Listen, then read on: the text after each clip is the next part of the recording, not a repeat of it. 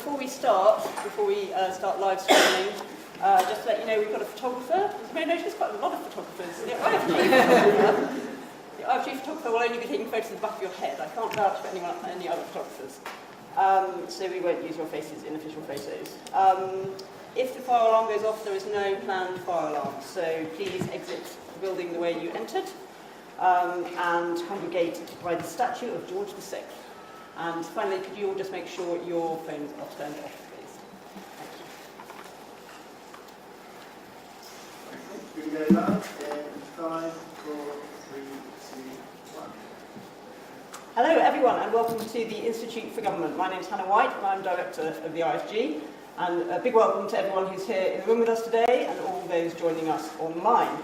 I'm very pleased to welcome former Prime Minister Liz Truss to speak to us here today. Liz's time in number 10 may have been short, but her experience around the cabinet table reached almost a decade. She's been Environment Secretary, Lord Chancellor, Chief Secretary to the Treasury, Trade Secretary and Foreign Secretary before she became Prime Minister. Of the current crop of cabinet ministers, only Michael Gove and Jeremy Hunt have spent longer around the cabinet table. But despite her time around the top table, she's become increasingly outspoken about the direction that the UK and the governments in which she served have taken over the last decade or so. And 1 year on from the publication of her growth plan as Prime Minister, the major economic event now known widely as the mini-budget, Liz is here to set out her vision for the economy and what she thinks the UK needs to do to get back on track. She'll also touch on her reflections from the turmoil of last autumn. She said previously that mistakes were made in the way she went about implementing her plans, something that we at the Institute argued strongly at the time, and this morning we're looking forward to hearing her reflections on that. We'll be live tweeting from IFG events using the hashtag IFGTruss, so please do follow and tweet or X along, or whatever it is we do these days. If you're watching online, please send in your questions via Slido. I know some people have already started to do that. I know we'll have lots of questions from here in the room, but we'll try to also take one or two from online. So that's all my introductory remarks. Liz, the floor is yours. Well, thank you very much, and it's great to be here at the Institute for Government today. I'm having a rather more relaxing September than I did last year. And you might well ask, why am I back talking about the same topic? But it's 1 year ago that I launched my government and our economic policy. And I'm speaking here today not because I want to relive the events of last year. I certainly don't. And it's not because I'm keen to be back in Downing Street. I'm certainly not. It's because 1 year after saying that economic growth was the central issue for our country, and since then we've heard a lot of people say that right across the political spectrum, there still is not agreement on what has caused the problems of a lack of economic growth, but also what on earth we're going to do about them. And I think these issues are only getting more urgent. The reality is that over time, we are not bringing in as much money as a country as we're spending. Our debt levels are close to 100% of GDP. We have the highest debt interest payments in the developed world. And according to the Growth Commission, the average person in the UK is now £9,100 worse off than the average person in the United States. And I believe the reason that we have this problem is 25 years of economic consensus that has led to a period of stagnation. And I believe that we need to shatter that economic consensus if we're to avoid worse problems in the future. The fact is the British public know that the consensus isn't working. Lord Ashcroft's poll on the state we're in, released on the 4th of September, revealed that 72% of people in Britain agree that Britain is broken, people are getting poorer, nothing seems to work. We need big changes to the way the country is run, whichever party is in government. And yet, despite the dissatisfaction, the poll also reveals that people don't agree on why we've got the problems and what the fundamental cause of the malaise in which we're living is. Now, there are some people who claim that this is a crisis of capitalism. that we've had too much free markets. But quite the opposite is true. The fact is that since Labour was elected in 1997, we have moved towards being a more corporatist social democracy than we were in the 80s and the 90s.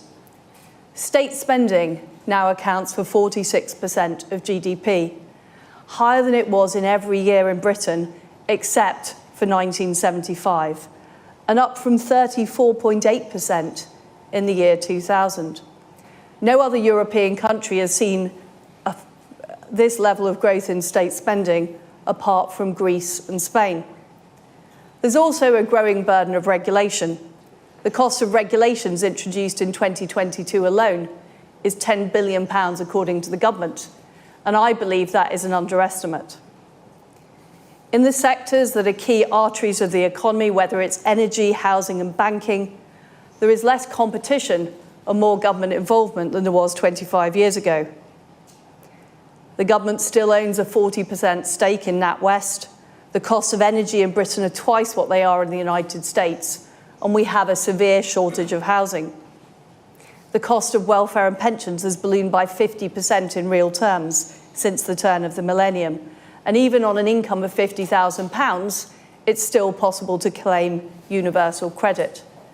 Our tax system has become more complicated, with many facing high marginal tax rates when they seek to earn more income. Somebody earning £100,000 with a student loan faces a marginal tax rate of 71%. And we've had cheap money for over a decade, with nearly £900 billion pumped into the system by the Bank of England through quantitative easing in an era of near zero interest rates, something that's completely unprecedented in 300 years of UK central banking. So how on earth did we get to this situation? Well, my view is that after the successful monetary policy and supply-side reforms of the 1980s and the winning of the Cold War by the West, we were all optimistic and upbeat about our future, and we took our eye off the ball.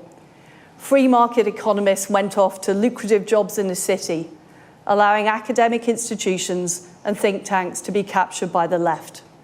Demand management crept back in, alongside neo-Keynesian-dominated monetary policy. And we Conservatives allowed the debate to be framed and led by the left. Whether it was the anti-capitalist arguments of the Occupy movement, whether it was the diversity, wokery policies, or whether it was the statist environmental solutions, we've all got to admit that it's the left that made the running. And we've seen that regardless of which government has been in power. From the energy price cap to the 2050 climate change target to the ESG agenda in companies, there's been a cultural shift across both business and the public sector towards more left-wing policies. And despite the long record of failure of industrial policy, it's back in vogue again. People are talking about it. And at the heart of this was the basic belief by politicians that the good times would go on forever. The discussion was about... Former Prime Minister Liz Truss there, setting out a speech and her vision still for the future of the country at the Institute for Government, a year on, of course, from her ill-fated mini-budget that then contributed to her downfall. Her central part so far in that speech has been that the left has dominated the debate regardless of who was in power over the last couple of decades.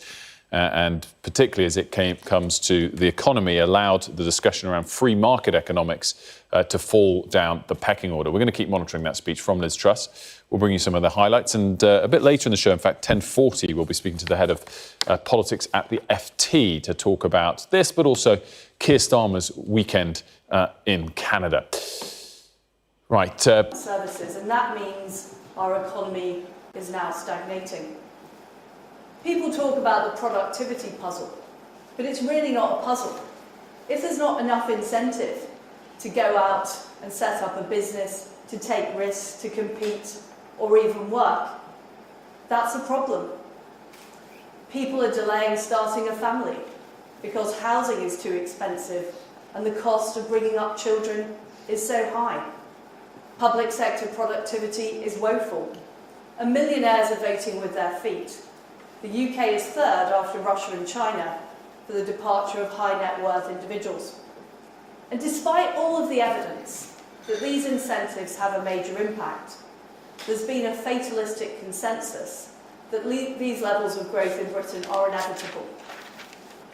And the economic models of the Treasury and the OBR reflect that. They're overly static and short-termist. They underestimate the effect that tax and regulation have on people's behaviour, and they tend to focus on 1 or 2 or at most 5 years of the effects of policy. I call this approach abacus economics. The failure to factor in the dynamic effects of policy stores up risks and problems for the future.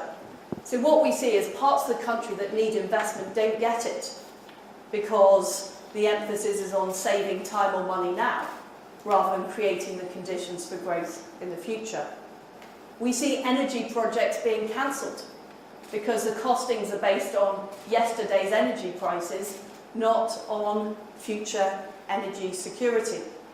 And the Treasury is always allergic to giving up its levers of control. So it objects to more local decision making and more low tax zones. The pattern of high spending, high tax and high regulation and low growth isn't just taking place in the United Kingdom. It's taking place across Western Europe and across the United States, particularly the coastal states. And when we look at the counterexamples of high growth in places like Poland, the Baltic states or Florida and Texas, they're largely places with low regulation and low taxes. In Poland, corporation tax is 19% and income taxes are extremely flat. And yet, despite all this evidence, the global left want to double down on this strategy of statism. In fact, they appear to be meeting at the moment in Canada. That is what Bidenomics is. It's about injecting more top-down subsidies, increasing debt, and trying to reduce competition by levelling up taxes across the West. More regulation through the Environment Protection Agency, amongst others. And to fund this, federal spending is at 40% more than pre-COVID levels, and it's set to go up even more this year. Soon the United States will be spending more money financing its debt than it spends on its entire defence budget. And Wall Street has just clocked onto this. Just recently they downgraded US debt, which is meant to be the safest in the world. And despite the fact that it's very clear that the West can't go on borrowing forever, the Labour Party have said that they want to copy and paste Biden's policies onto the UK statute book. They're calling their version of Biden's policies the Green Prosperity Plan. It's not a Green Prosperity Plan, it's a Green Degrowth Plan, and it's just a new name for the failed subsidies and high taxes of the past. Real economic security would mean incentives so oil and gas producers want to come to the North Sea, and so people want to invest in the United Kingdom. And above all, real security means controlling public spending. Now, last autumn, I sought to take on this consensus and try and get the British economy on a better trajectory through a three-pronged approach of targeted tax freezes and reductions, supply-side reform, and holding down public spending. It was clear that interest rates were going to go up, and they would go up further. We'd had artificially low rates for too long, and they were rising across the world. Therefore, in order to dampen inflation and stave off a recession, the only tool we had at our disposal was doing all we could to fix the supply side of the economy and increase our productive capacity.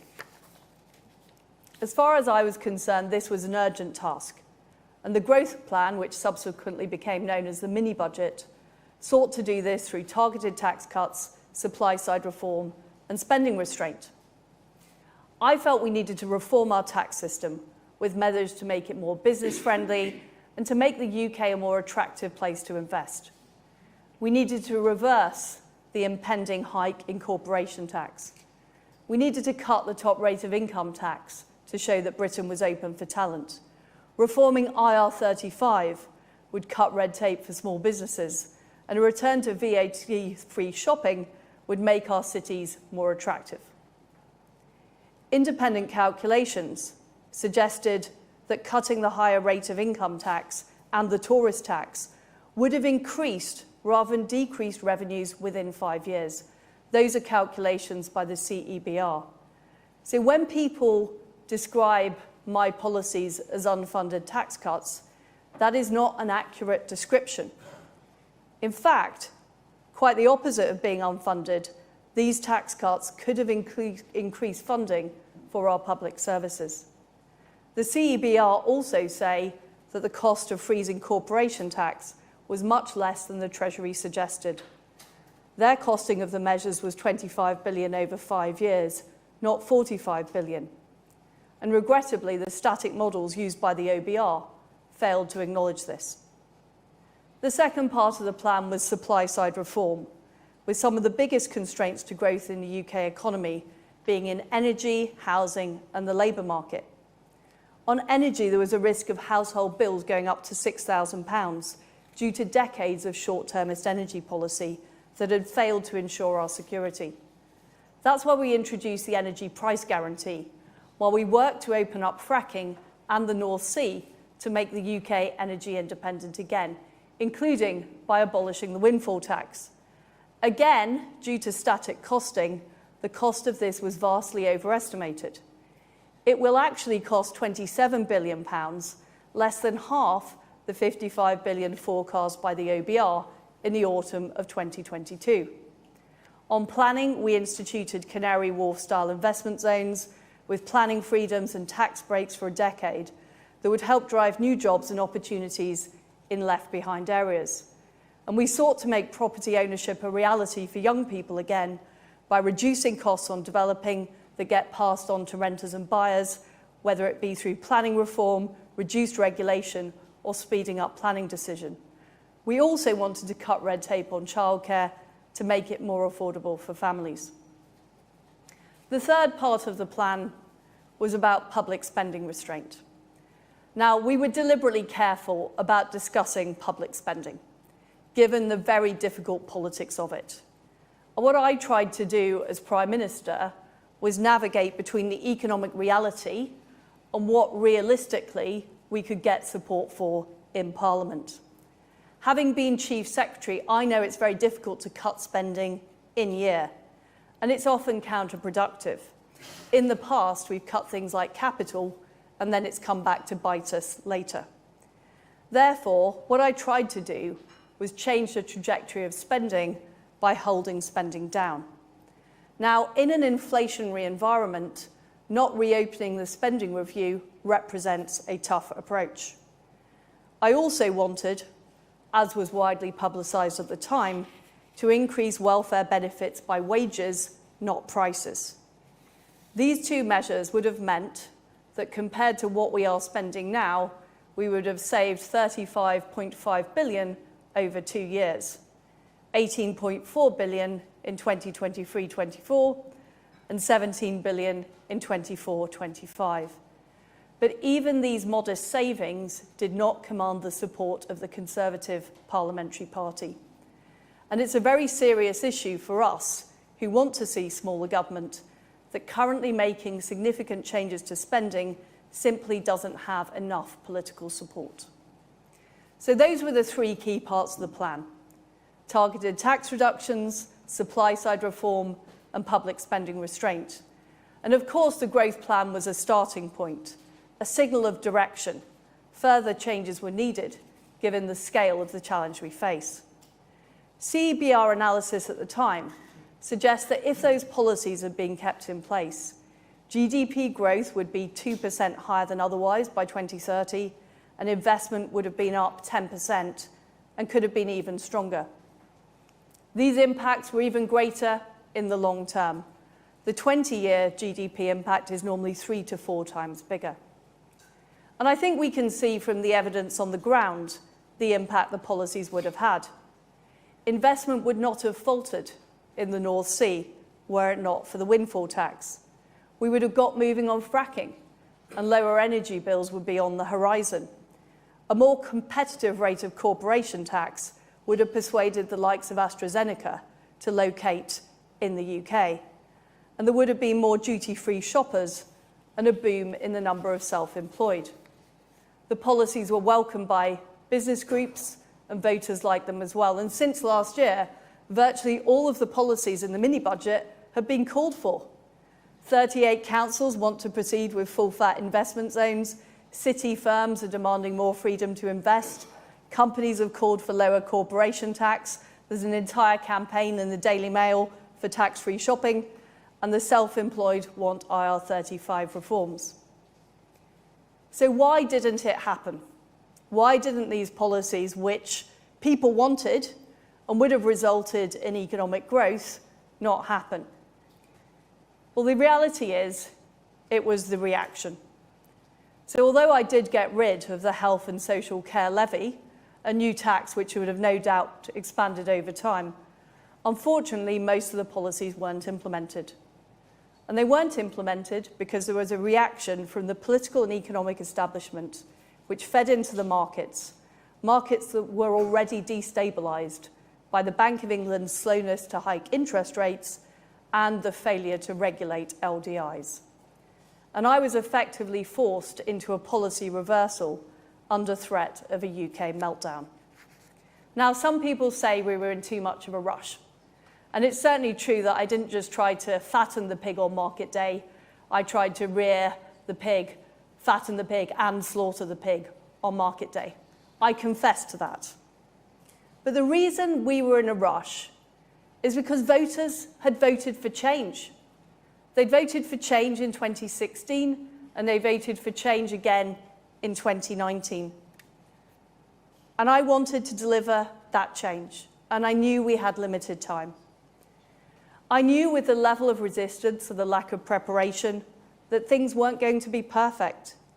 However, given the situation the UK was in, it was important to take action and not to do nothing, because I went into politics to get things done, not to do public relations.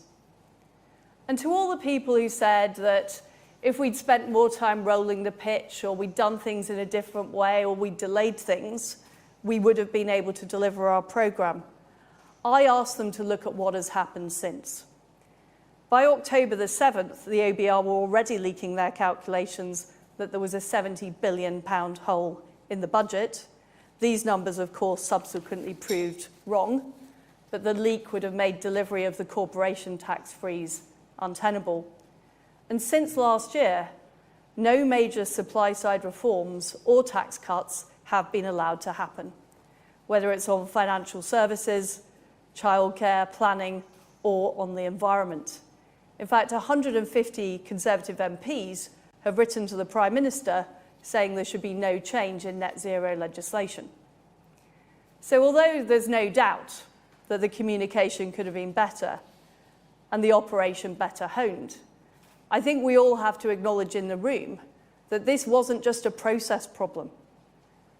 There was unquestionably a reaction to the policies themselves. And the fact is that supply-side economics and a belief that the size of the state needs to be reduced are ideas that no longer command widespread support and understanding. The anti-growth coalition is now a powerful force, comprising the economic and political elite, corporatists, part of the media, and even a section of the Conservative Parliamentary Party.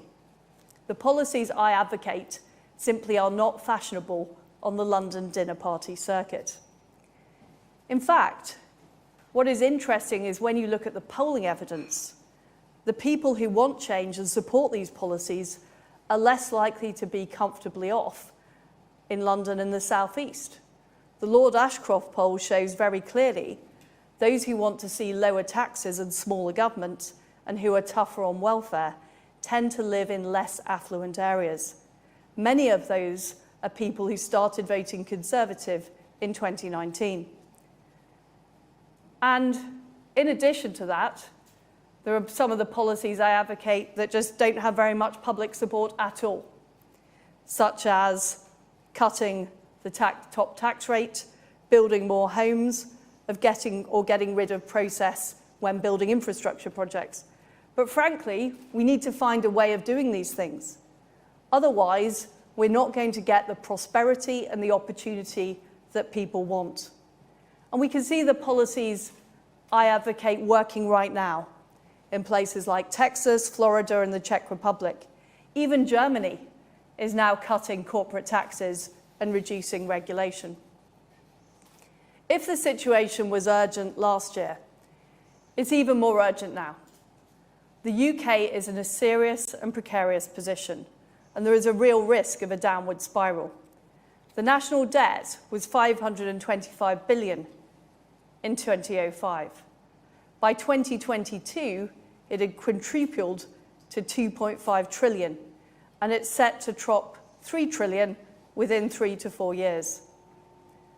I believe we can get out of this, but the only way to get out of the debt spiral is to get a grip on public spending while implementing policies to grow the economy. I urge the government to be bold and to set out a clear vision of how the UK can get to sustained 3% annual growth within a decade. This should set out a clear 10-year trajectory for reducing the size of the state as a proportion of our economy through a combination of growth and spending control. We should aim to get that ratio we achieved at the turn of the millennium, before Blair and Brown turned on the spending tax and excess regulation made us uncompetitive. And we need to give people hope that things can get better. We need to spell out what 3% growth would mean in terms of improved standard of living and opportunities for an average family. A new car, a holiday abroad, more support for your children. And ministers need to go out and explain the why as well as the how.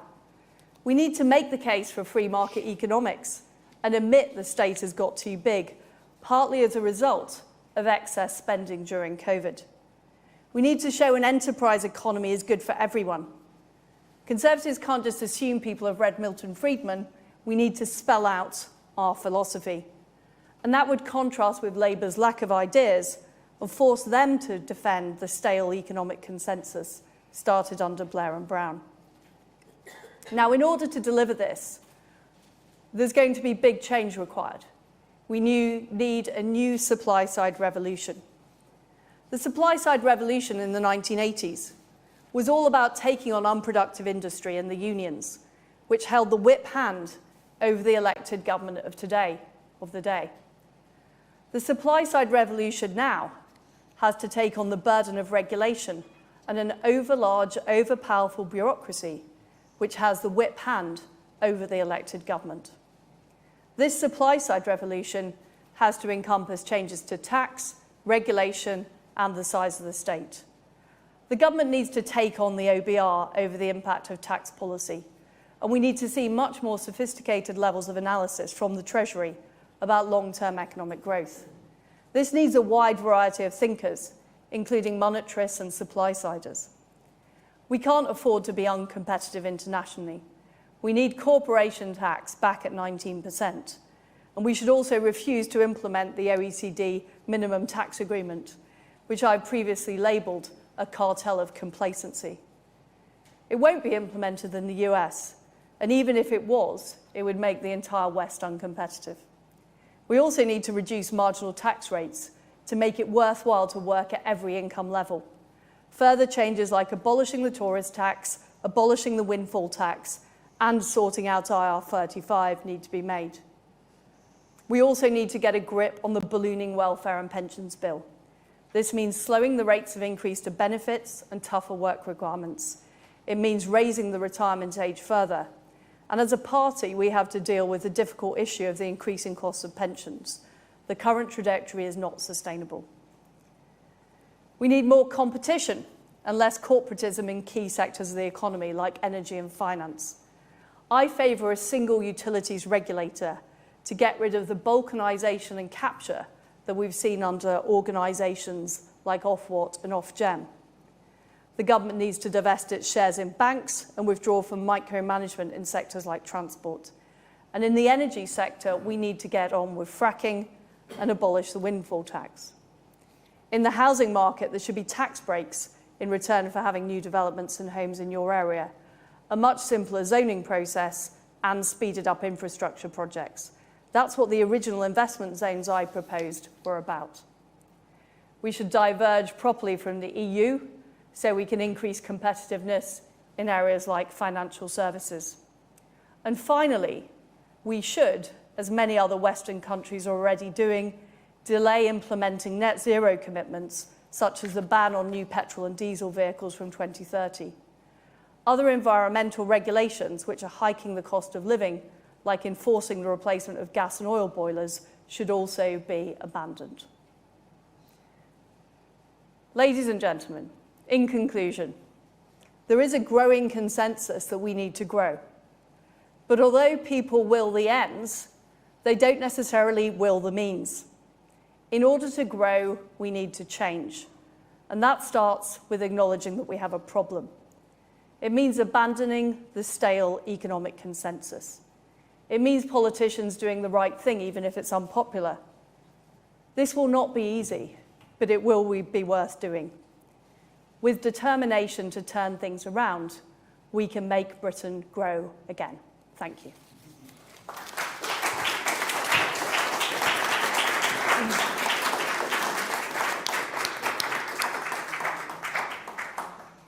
Thank you, Liz. I'm going to put some questions to Liz myself, and then I'll come to the floor. So do have your questions ready, and there's plenty coming in online.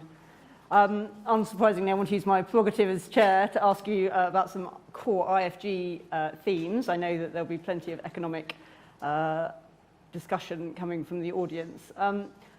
As I know you know, the IFG's mission is to think about how government can work most effectively, whatever government's in power and whatever their policies are that they're pursuing. So it was really interesting for me to hear your reflections on how you went about trying to bring in your policies last year. I think the fact of your reflections on how fast you felt you had to move and the impact that that had is good evidence to illustrate something that the IFG often talks about, which is the way in which policy is made is important, is determinative of its success. I did want to pick up on one of your economic themes for today, which is what you've said about spending cuts, which was very interesting and fleshed out, really, some of what you've been able to say before in that space. And I had a look at the Ashcroft poll that you cited in your speech, which also said, also found that 3% of people, 3% of 2019 Conservative voters as well, thought that public services had got better over the last 10 years. And Ashcroft himself said, few voters conclude that the answer is for the state to do less. What even less, as a woman in Walsall put it. So even with the government's extra funding, it's on track to enter the next election with most public services performing worse than on the eve of the pandemic. Under your plans, as you've set out that you were planning to bring in today, performance would presumably have been even worse. So what would have been your plan to improve public services? Well, this is what I was getting at when I was talking about the time horizon, that the Treasury in particular look at projects over, and it's a big problem. So, for example, the government spends huge amounts on housing, through housing benefit, through MHCLG, subsidising housing, because housing in this country is so expensive. Now, if we had proper reform to the planning system that allowed many more houses to be built, the price of housing goes down, and that saves money in the DWP budget and the MHCLG budget. But that takes time. And with very short-term economic analysis, and also, and I made this point about dynamic analysis, the Treasury stroke OBR is not good at saying, if we did this planning reform, this is how much money it would free up in the economy. It becomes very hard to advocate those policies in the short term. So this is why I'm talking about laying out a 10-year programme to say, here are the changes we're going to make to housing and planning so that we can build 1 million homes, next to stations in the London Greenbelt, which is perfectly possible, and therefore this will save us this much money in DWP and this much money in MHCLG. I mean, what the public want is better services and cheaper housing and cheaper childcare and lower energy bills. I don't think most people really care exactly how it's delivered or by whom. What they want is the outcome. And the system that we have at the moment, and I also made this point in the speech, where a lot of power now lies in the hands of officials rather than government ministers. It's become very balkanised. It's just difficult to get those kind of things done that I believe is what the public actually want when they give those types of responses in the Lord Ashcroft survey. But you are right, it was very difficult, given the election timetable, to get those things done ahead of 2024, which is why what I had wanted to do before the election is try and spell out that trajectory, difficult though it was. And given that shortness of time, given I think we've got 7.7 million people on an NHS waiting list, how are you going to persuade people that your reforms were going to make enough of a difference to get them to vote for you by that next election? Look, I think there are very, very serious issues with the NHS and other public services. And I said this during the leadership election campaign last year. Frankly, too much power has been centralised, and we don't allow local GP surgeries, local pharmacies to make enough decisions. So I wanted to push more power down to ground. I don't think the problem in the NHS is lack of money. I think it's the way the system works. But of course, I'm not pretending you can build Rome in a day and we would have sorted out the NHS in 2 years. Obviously, that was not possible. But what I had hoped is to be able to set out a long-term trajectory. I think, by the way, it's inevitable that whatever kind of health system you have, it is going to cost a significant amount of money. I think the real area where savings can be made is actually in the work and pensions budget and on things like housing. By making housing more affordable across Britain, you're going to save a lot of money in the government budget as well. Okay, I'm sure there'll be plenty of questions that people want to dig into on that. I want to move on to the question of institutions, and you've just made the point again about how you feel that there's too much bureaucracy, which is constraining what elected politicians want to do. I mean, I think if we're honest, the institutions that we have in this country have all been set up by politicians deliberately to constrain politicians. If you think about why George Osborne set up the OBR, it was to give credibility to the government's fiscal policy.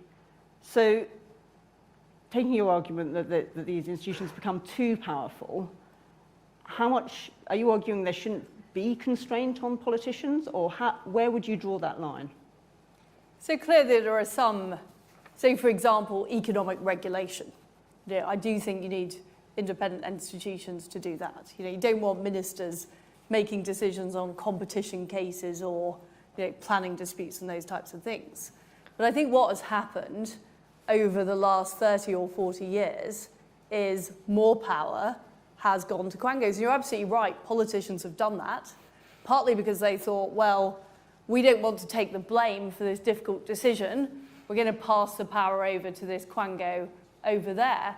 But what actually happens is politicians get the blame anyway.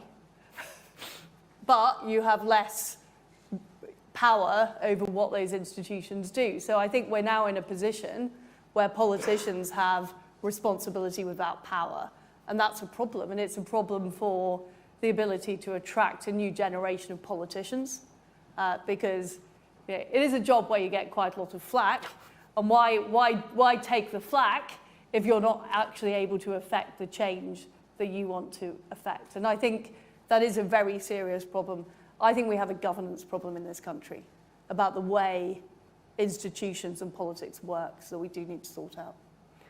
And so, thinking about, imagining yourself in opposition, would you be sanguine about the idea of having weaker institutions, having less constraint on politicians, imagining, for example, a John McDonnell Treasury making spending decisions?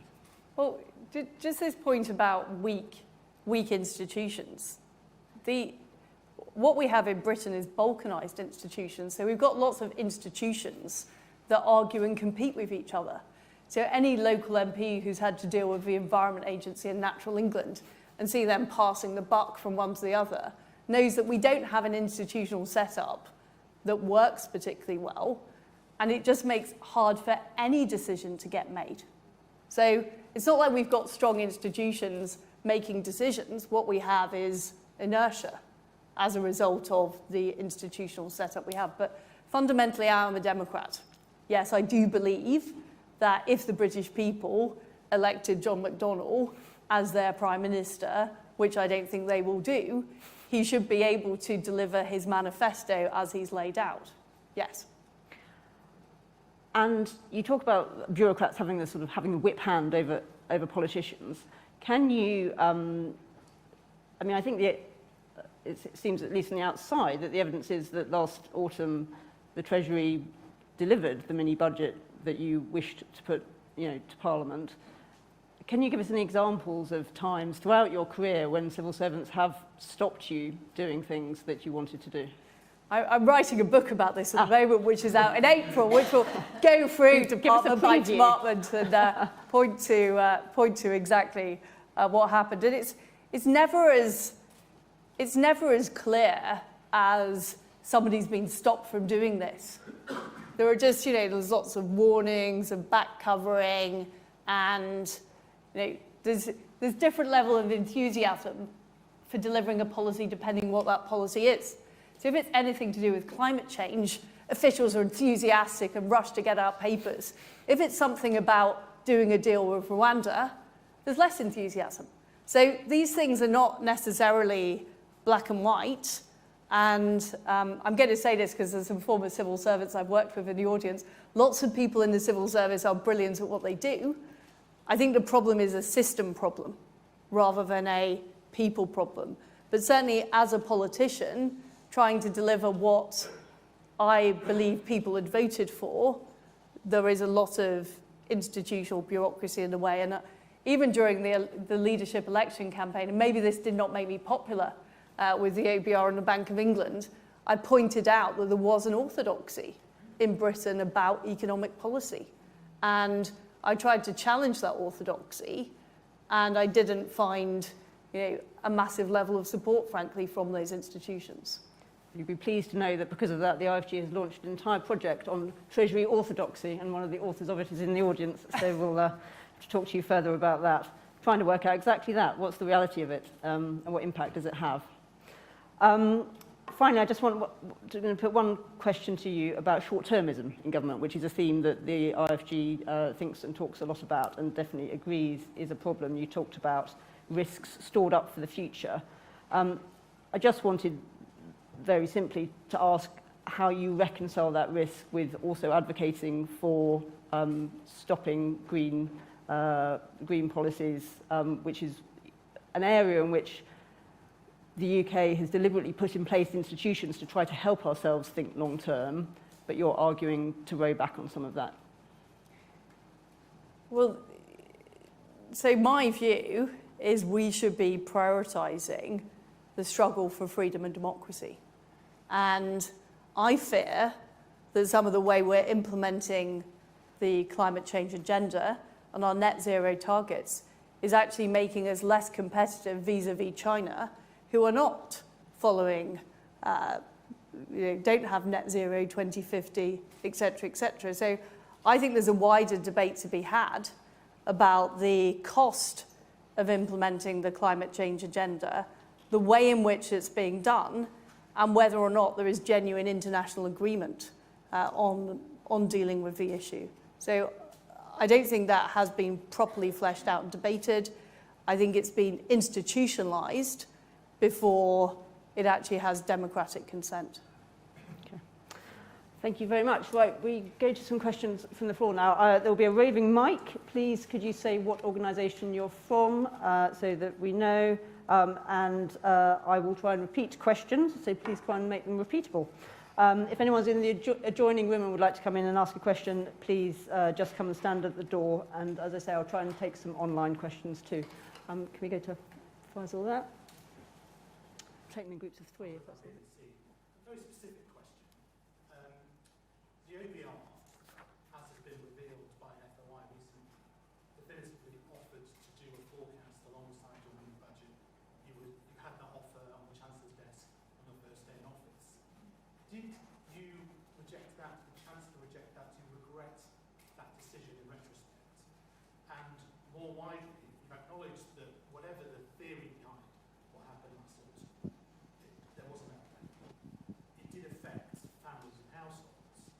what do you say to them then? Have you thought to apologise to those ones?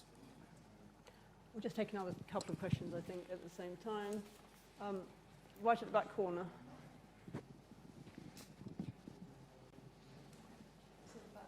Back corner, the lady there. Thank you, Lucy Fisher from the Financial Times. Firstly, I'd like to ask for your response to Mark Carney, who said that instead of delivering the Brexiteer dream of Singapore-on-Thames, your administration delivered Argentina on the Channel. And secondly, when you talk about the anti-growth coalition spreading to part of the Conservative Parliamentary Party, are you talking about Rishi Sunak?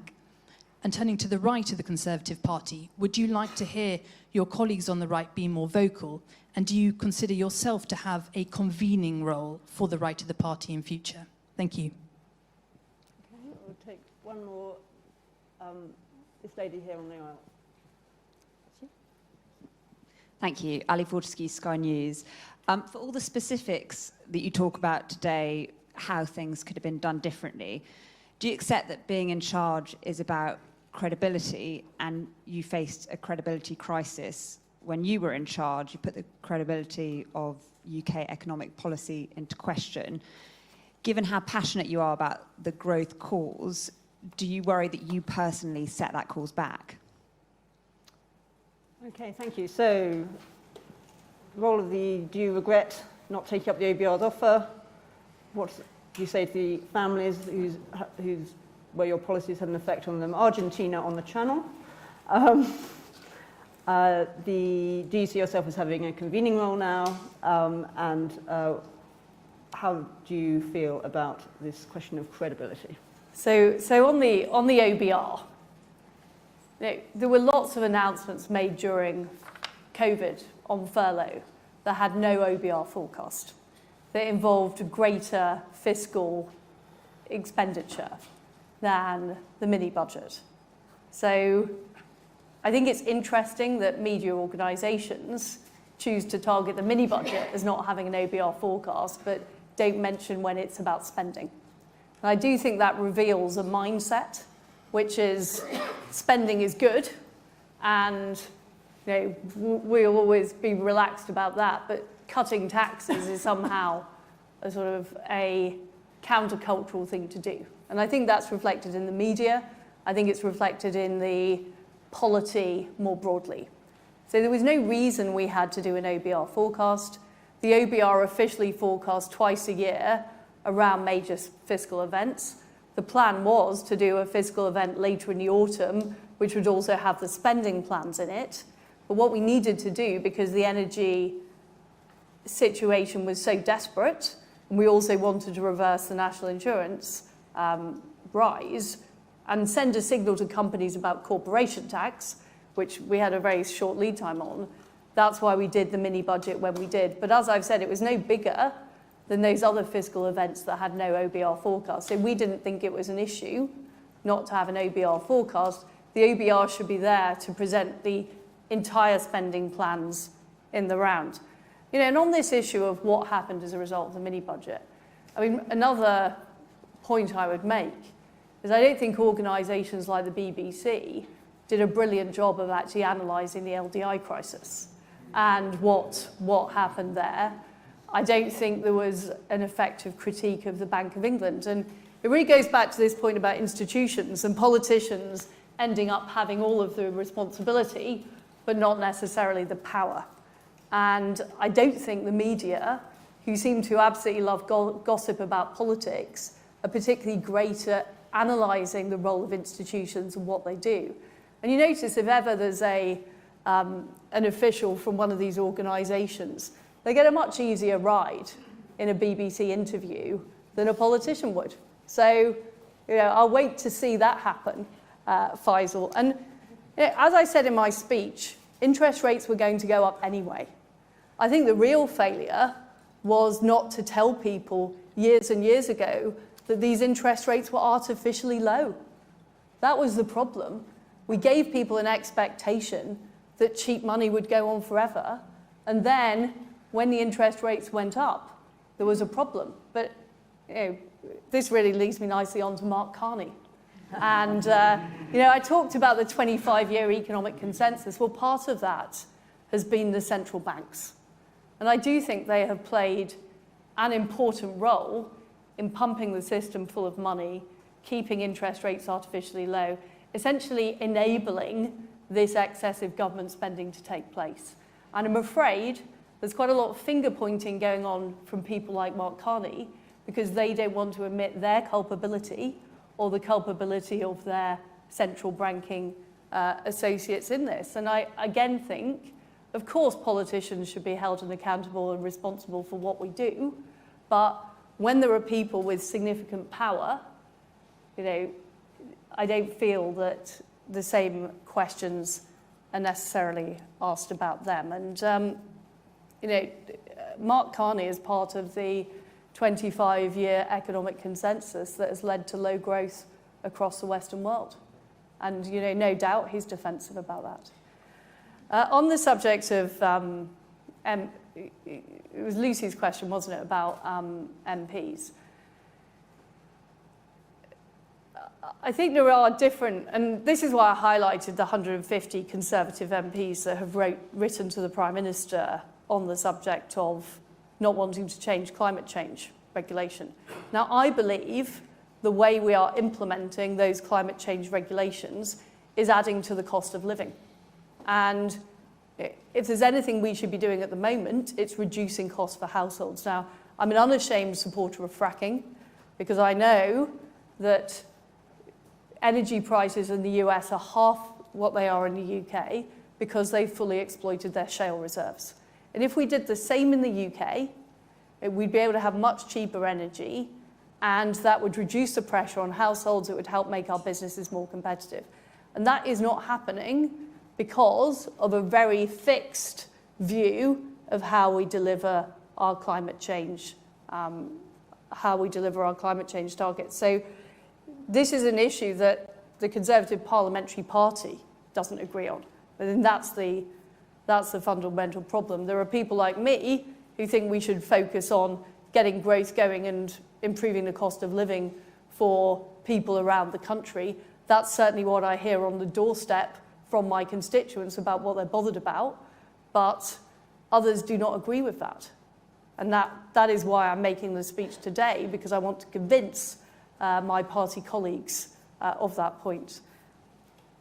I mean, on credibility, without wishing to sort of bang on about the same points I've been making, is very difficult if the government of the day has an economic policy that clearly leading economic institutions in the UK and indeed internationally don't necessarily agree with. And you know, during the time of the mini-budget was attacked by the IMF on inequality grounds.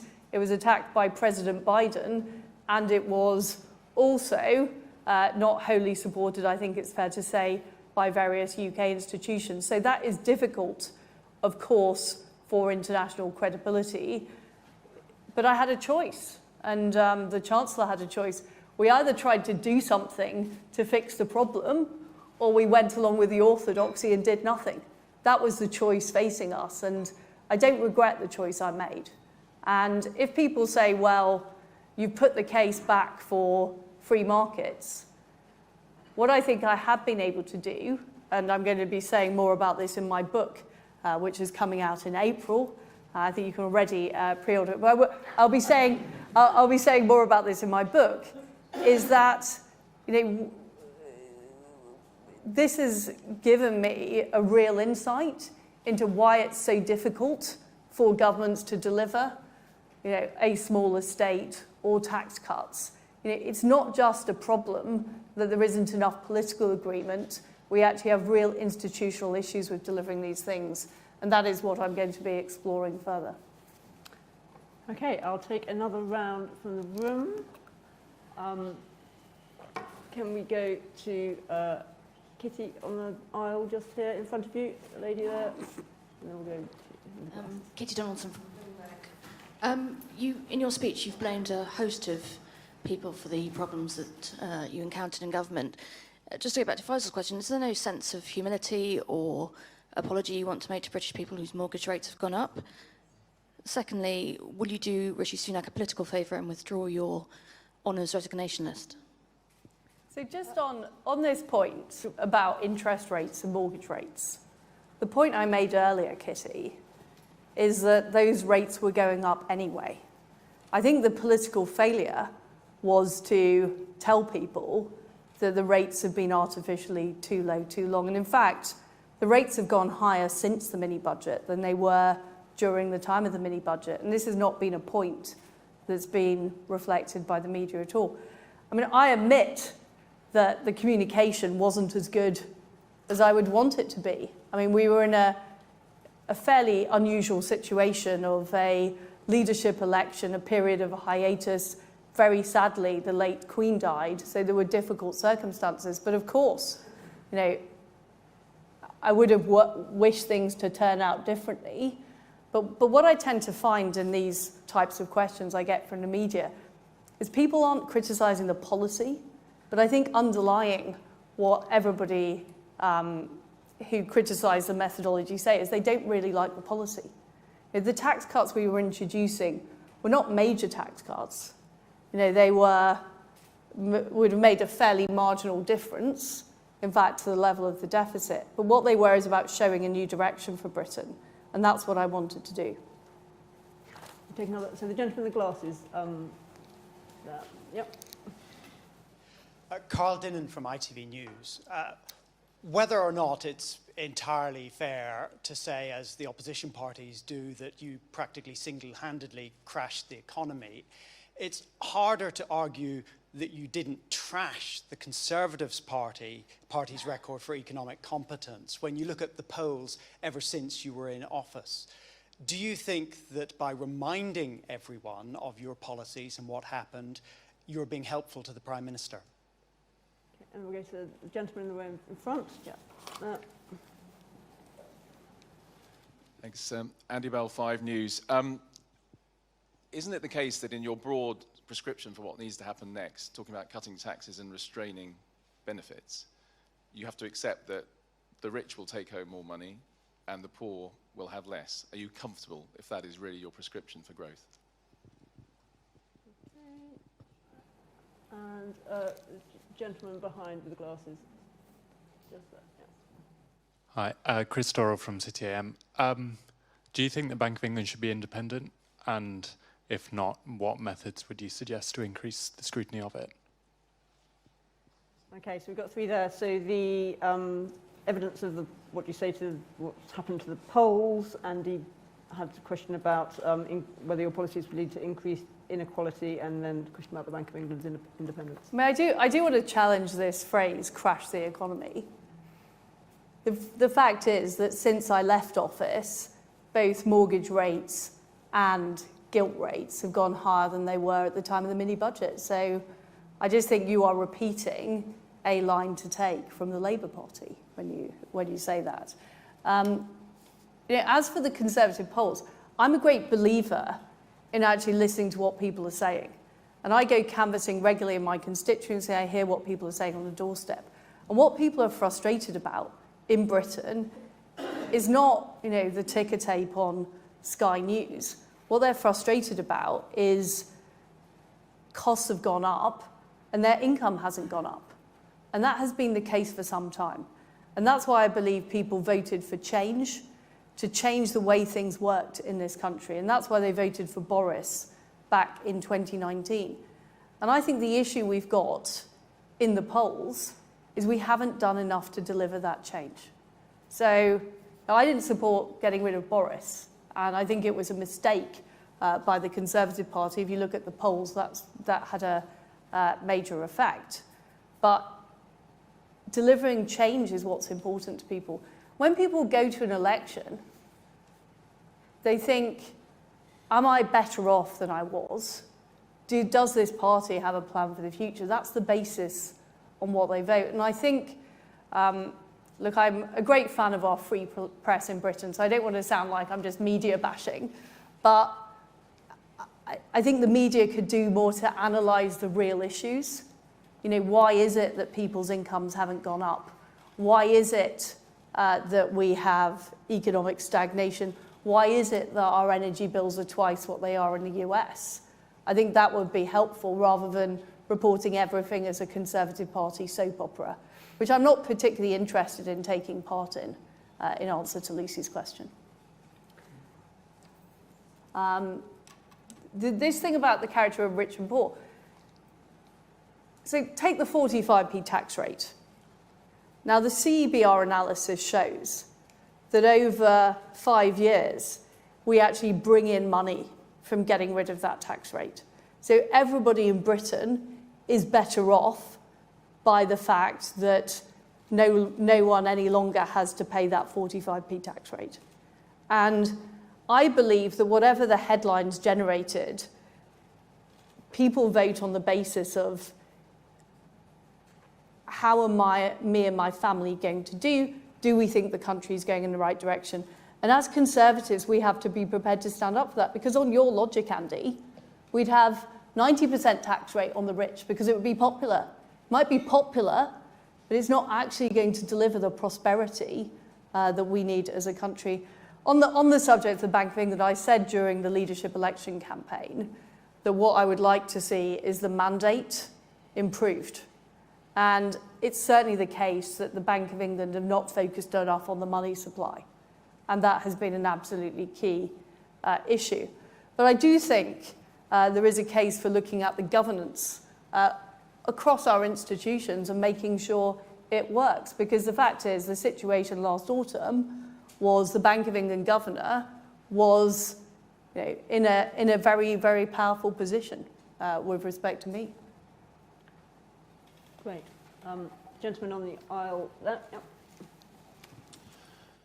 Thank you. I'm obviously an economic and political journalist, but I'm also a former fund manager and market practitioner. Would you like to give us your name as well? Yeah, my name's Liam Halligan. Thank you. And so I talk to lots of currency dealers, bond traders, about what's really happening in financial markets in the way many other journalists don't, I would suggest.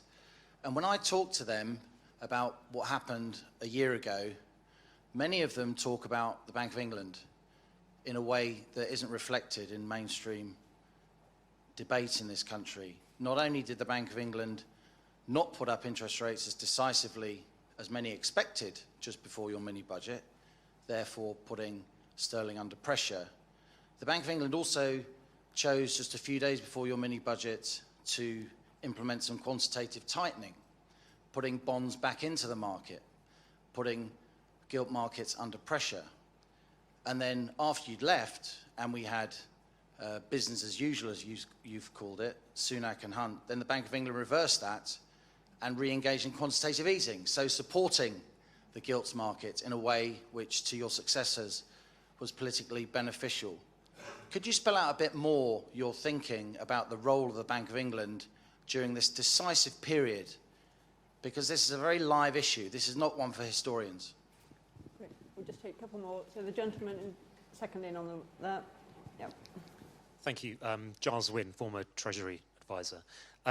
You've spoken about some of the forces that you believe were against you last year, and you've spoken about some of the things that wouldn't have made a difference, for example, greater pitch rolling. You also spoke about how communications could have been better. Is there anything that you yourself would do differently if you had that time again? And we'll just go to Gemma.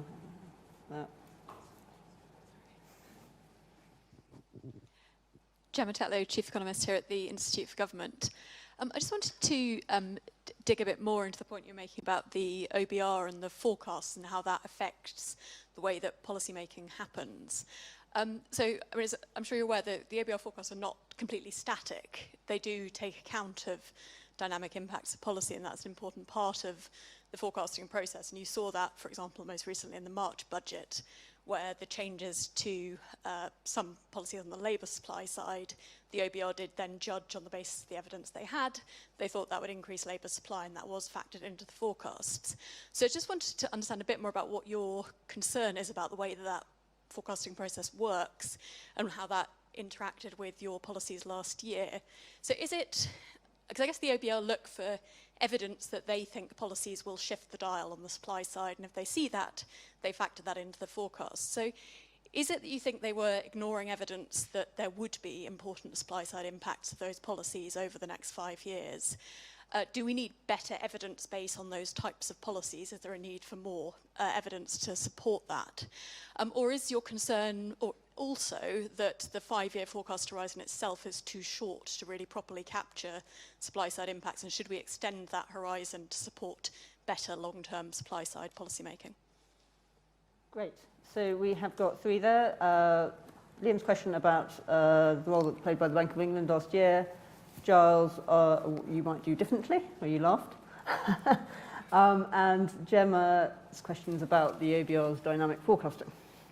So just on the role of the Bank of England, I mean, it's important to recognise that I wasn't the Chancellor. I wasn't dealing directly with the Bank of England. That was Kwasi Kwarteng. So I probably got less exposure to understanding what exactly was happening. But certainly on the LDIs, there clearly wasn't enough information. So the fact that we were completely blindsided by LDIs, I literally hadn't heard of what an LDI was until the following Monday, which was quite a large part of what happened in the market. And also the failure to raise interest rates early enough, I think, was a major factor. But I do think we need to look at it. And I think there needs to be honest assessment by the commentariat, the media, policy think tanks about exactly what happened in the markets and why it happened. And I think there's been a lot of finger pointing, particularly at me, but also others. But I don't think the level of analysis has been particularly fantastic. What would I do differently? I mean, that's a question and a half. I mean, preparing my premiership 2 years earlier would probably be the first thing I'd do differently. The fact is, I didn't know it was going to happen. I thought Boris would carry on being the leader. I was in Indonesia at a G20 foreign ministers meeting when it kicked off. And it clearly isn't, the best time to launch a major change in economic policy 2 years before an election and after not having that time to sort of build the infrastructure and the preparation. But I consciously knew that at the time, and I thought, should I go for this? Because I do think we need a change in economic direction, but I knew it was going to be difficult to win the leadership election, but also implement it. Or do I not go for it? And I decided to go for it because I thought it needed to be done. Obviously, if I'd known about the LDIs, we would have done things differently. If we'd known the sort of fragility of the markets, we would have done things differently. These kind of questions are quite difficult because a lot of the way I did things was basically the way I am and my character. And if you're saying, could you be a different person who's maybe slightly more slick on the media and well, that's just me. That's what I am. So it's more probably about preparation, I think, and the key thing.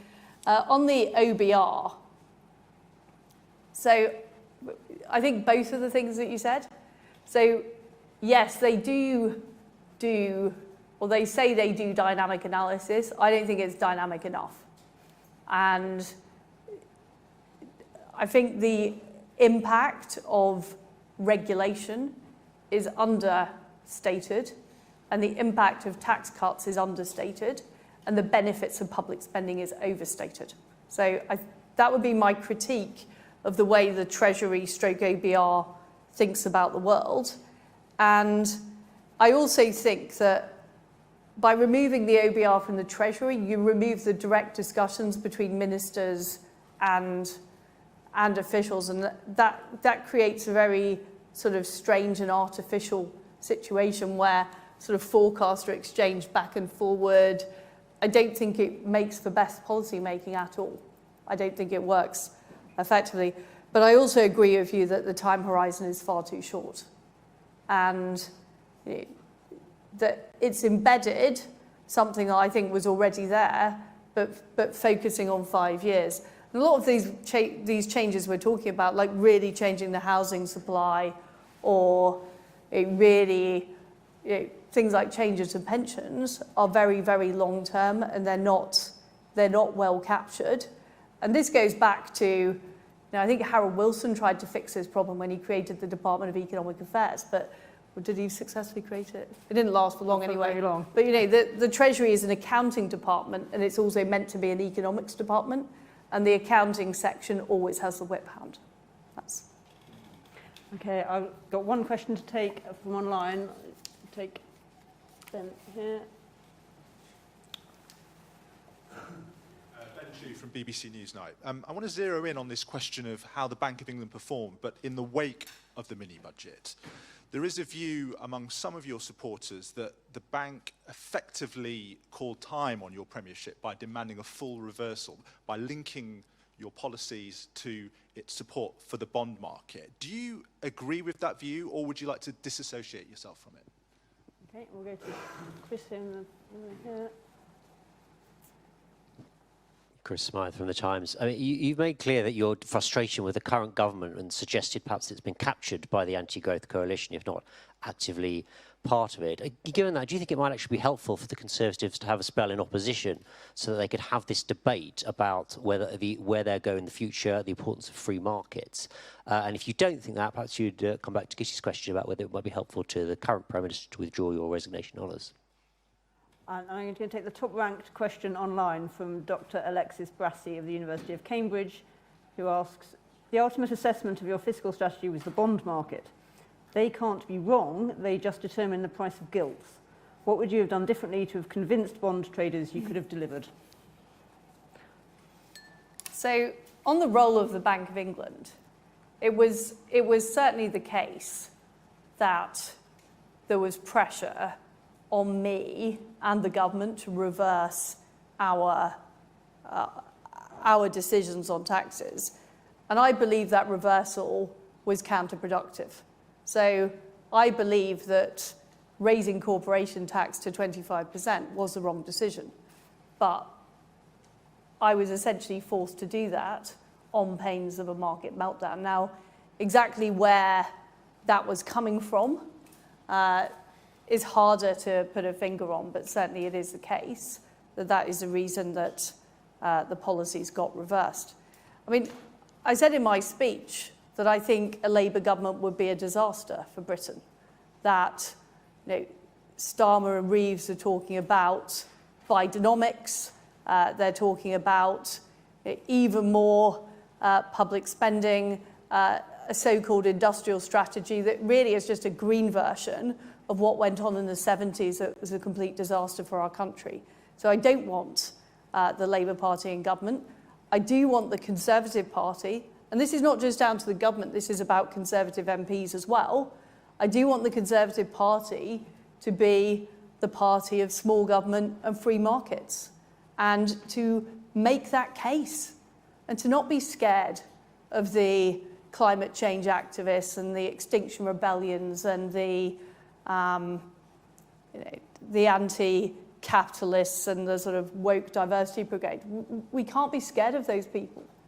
And we have to listen to what voters are actually telling us about what they want. So that my plea is to the Conservative Party, we need to advocate those policies. That's what I tried to change. On this question of the bond markets, and I do point out again that gilt rates have been higher since I left office than they were for the entire time during the mini-budget. So I don't think it's just an issue about what we sought to do. But these markets are very, very influenced by politics, and they're very influenced by economic institutions.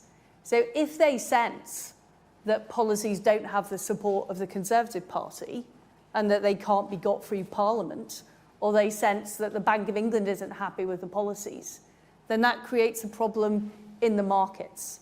And I think what I didn't realise before I got into number 10 is just the sheer level of power that an organisation like the OBR has. Because what happened is, after the immediate aftermath of the whole LDI crisis, there was then a leak by the OBR that there was a £70 billion hole in the budget. And that is in essence what forced us to reverse the decision on corporation tax. So that is a leak from a public body, which subsequently turned out to be wrong. That 70 billion was way overestimated, but that had an impact on the markets. So this is why it's difficult to put a finger on it, but I think the basic problem we have is there is a consensus at the moment about the level of tax, the level of spending, how big the government has to be, and there is a sense of groupthink around that consensus. And trying to break that consensus, I certainly didn't succeed last year. Trying to break that consensus is difficult, but I believe unless we do break it, unless we do change, this country is headed for continual stagnation. That's my fear. Have you got time for one last round of questions? Sure. Yep. Okay. So there is a lady on the far side over here.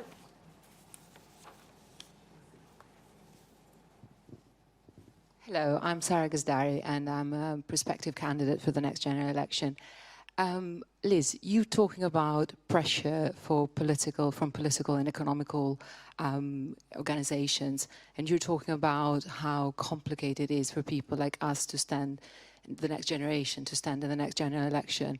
And regardless of what the Conservative Party is doing now by putting out their local candidates, possibly instead of the good candidates, what would you advise to someone like me who's got a life, who's been campaigning forever for the last 10 years or more within the country? Why would I do that? Why would I put myself forward at this point? Peter, down the aisle. Hi, sorry, can you see me? Peter Walker from the Guardian. You ended your speech by saying the country has to acknowledge the problems it's got. Is it possible you've perhaps not acknowledged everything that went wrong in your time in power? One of the things that I did was that when you were in your 49 days in office and after that, I spoke to a lot of your fellow Conservative MPs who, even some who agreed with your economic policies, said time and time again your government couldn't even get the basics right. The night that precipitated the downfall of the government was a failure to whip on an opposition day motion, which is a completely bog-standard thing for a government to do. Do you think you've properly faced up to that and the kind of errors that you made, beyond whatever the economic policy was? Final question, this gentleman here who's been trying very hard. Thank you very much. You spoke, Liz, about raising the retirement age. Oh, it's Henry Riley from LBC. About raising the retirement age. I wondered on the pensions triple lock if you felt it was sustainable in the long term, and will you be going to the Conservative Party conference next month? Okay, so why this lady should continue to efforts, whether you sufficiently acknowledge problems of your government and the triple lock to finish us off with. Your country needs you. That's why. I mean, we do need good people in politics, and we need people to apply to be politicians. We need people who believe in things to be in politics. I think that's incredibly important. So I encourage everybody in this room to apply to be an MP and to put themselves forward, because we are in a difficult situation as a country, and we need that talent on our benches. On this thing about things that went wrong, I mean, I am writing a book about this, which we'll be able to read, Peter, coming out next year, which will go to a blow-by-blow account. But what I don't want to do is sort of point fingers and say, there's been all kinds of reports, which I don't like to hear about, particularly about exactly what went on in Number 10, exactly what arguments there would be. Of course, it was a very difficult circumstance, and lots of people made lots of mistakes. There's no doubt about that. But I will, in the fullness of time, explain all that in my book. On this question about pensions, so what I don't want to do is see current pensioners penalised who are retired. We can't leave them in the lurch. But over the longer term, we definitely need to raise the retirement age. And we also need to look at how to deliver pensions better, because I don't think the current system works as well as it should do. And clearly the sustainability is a huge problem. And we also need, on the demographic front, and this is why I talked about housing and the cost of childcare, we need an environment that's better for families. So we don't have a demographic problem in 30 or 40 years' time. And so it's as much about making life cheaper and easier for families as it is about sorting our pensions problem. And I just don't see how it's justifiable that our energy bills in the UK are twice what they are in the United States because we're insisting on a rigid interpretation of climate change legislation. That is actively making it difficult for people to have a family, not to mention all the planning restrictions around being able to get on the housing ladder. Yes, I will be at conference. I will be at conference. And I'll be saying more at conference as well. Well, I think we've run over, but I think there were many questions answered, so I think it was worth doing that. Thank you very much for joining us. It's really good to hear your reflections.